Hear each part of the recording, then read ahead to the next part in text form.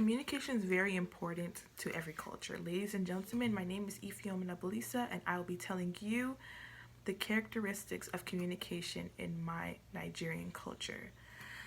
So, I would first of all deem my culture as a very high uncertainty avoidance culture because they stick to rules, there's no flexibility, no change, and it's very rule and structure oriented. In addition, I would say it's a high context culture as well because we pretty much rely on details of the situation in order to come with our conclusions. A good example of this would be my mother's friend. She made very high grades in school and she was very beautiful as well. She was very close with the professor and was making a usually high grade. So, based on the details of the situation, people came to the conclusion that they were having an inappropriate relationship and she was dropped from school. I would say that Nigeria is also a collectivist culture because it's tight knit and people live in villages, cities, islands, and families live with families. So goals are shared, ideals are shared, as well as religion.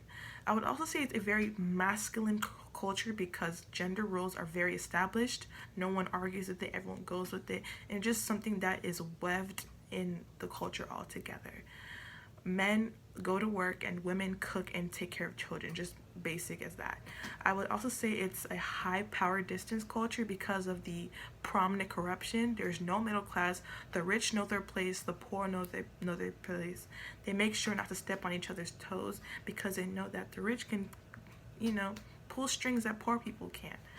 And I would also say that it's a high context culture because it's clearly collectivist, clearly close knit, clearly second or third world nation. So people live in close proximity to each other, and their children attend the same schools. They all go to the same church.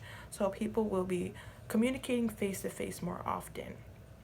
I would also say that verbal and nonverbal communication does differ in my culture because verbal communication is more common between people of the same age group, like they talk to each other regularly with respect. But in contrast, nonverbal communication happens between an old elderly person and a younger person. For example, if an older person is sweeping outside or doing any kind of chore and the younger person walks around that area, if the elder person looks at that younger person, it is expected. There's a nonverbal expectation for the younger person, to take over as a sign of respect.